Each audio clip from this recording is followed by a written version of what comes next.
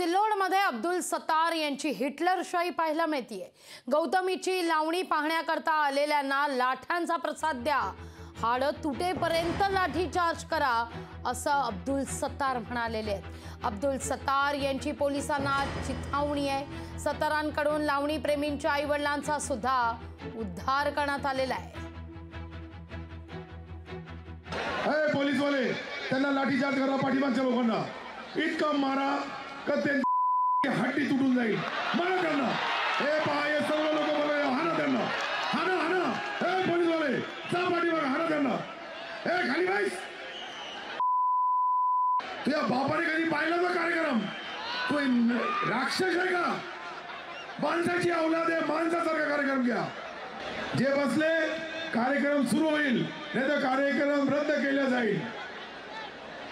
खाली व्हायचं, खाली तुला खाली असं उभं राहतो का? खाली मला माहीत नाही त्याच्याविषयी। अशा गोष्टी ज्या आहेत हे या सरकारचे चरित्र आहे। किती वेळा त्या माणसावर बोलायचं? बोलावं नाही, त्यांचे प्रवक्ते आहेत ते बोलतील।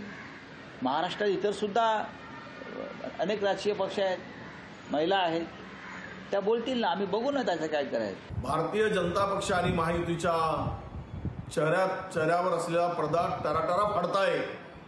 अरे हे मंत्री आहेत की गुंड आहेत? मंत्रिमंडळामध्ये असे व्यक्ती असू शकतात, म्हणजेच या सरकारचा चेहरा कसा असेल, हे सरकार कसं असेल, यांचे विचार कसे असतील। आया बहिणीपासून तर पोलिसांना थेट आदेश आणि त्या भाषेचा जो शब्दाचा जो वापर केलाय, आई बहिणींच्या संदर्भात, आई वडिलांच्या संदर्भात, अरे कुठे नेऊन ठेवताय महाराष्ट्राचा? सत्तेसाठी हबाबलेल्यानो, सत्ता पिपासू लोकांनो, जर तुम्हाला थोडी लाज वाटत असेल तर अशा मंत्र्यांना लात मारून बाहेर काढण्याची ताकद तुम्ही दाखवा, हे आव्हान मी तुम्हाला करतोय। नाही, याच्या आधी घडलं, पण तो अशी भाषा एवढ्या लोकांमध्ये आणि माईकवर एखादी गोष्ट अनावधानानं घडू शकते असं मी मानेल, हो, पण तो ही अनावधानानं हे भर पब्लिकमध्ये माईकवर अशा पद्धतीनं बोलणं वाटतंय पहिल्यांदाच होत आहे।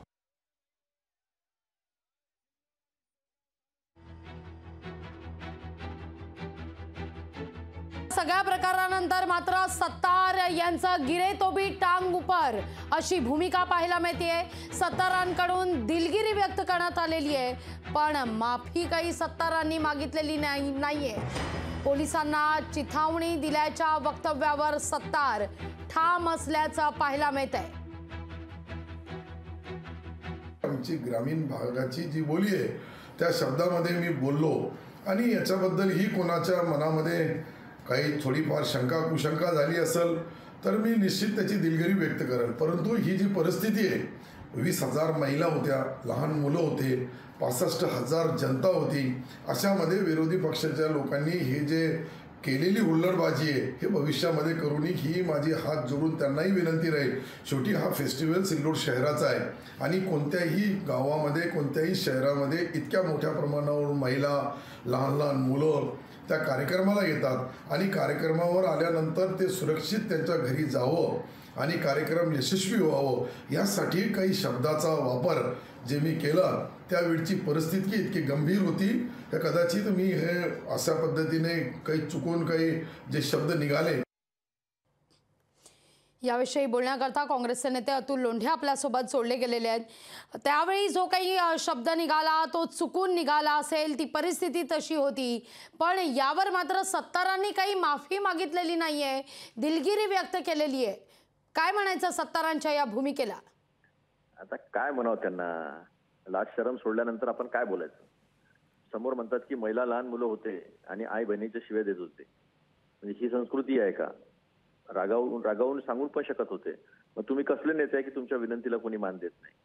विरोधी पक्षाला तुम्ही सांगून विरोधी पक्षाचे लोक होते, मग पहिले तुम्ही काय करत होते? पोलीस काय करत होतं? इंटेलिजन्स काय करत होतं? आमचा प्रश्न हाच आहे की बा हेच सर्वसामान्याचं सरकार आहे का? हा प्रश्न आमचा महाराष्ट्राच्या मुख्यमंत्र्यांना आहे। ते म्हणतात की हे सर्वसामान्यांचं सरकार आहे, मग सर्वसामान्यांवर लाठीचार्ज करा, आई बहिणीच्या शिव्या घाला असा मंत्री त्यांनी मंत्रिमंडळात ठेवावा का? मग तो ठेवला तर सर्वसामान्यांचं सरकार नाही आहे हे खोके सरकार आहे हे बेदरकार आहे. असे ते बांगर नावाचे एक आमदार आहेत, तेही तसंच करतात. कुठेही जातात, कुणालाही मारतात. मस्ती आलेली आहे, माज आलेला आहे सत्तेचा, आणि मुख्यमंत्री त्यांच्यावर काही कारवाई करत नाही. त्यामुळे हे सरकार काही सर्वसामान्यांचं नाही आहे. एक तर गुजरातसाठी काम करतं, नाही तर मग सामान्य माणसाला चिरडण्याचं काम करतं. दोनपैकी एक काम सुरू आहे यांचे.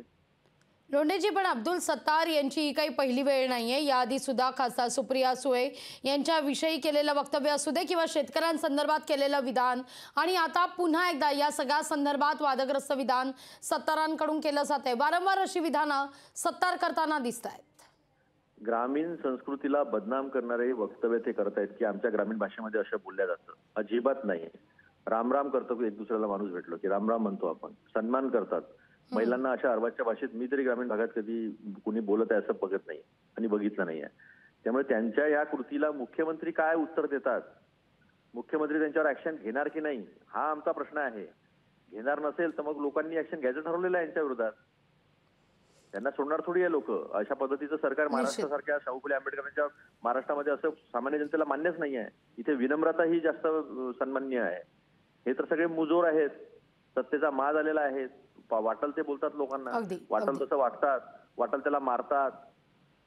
निश्चित मुख्यमंत्री काय ऍक्शन घेतात ते आम्हाला बघायचं आहे. निश्चित. धन्यवाद आमच्याशी संवाद साधलात त्याबद्दल. लोकशाही मराठी ऐका, पहा, जागरूक रहा.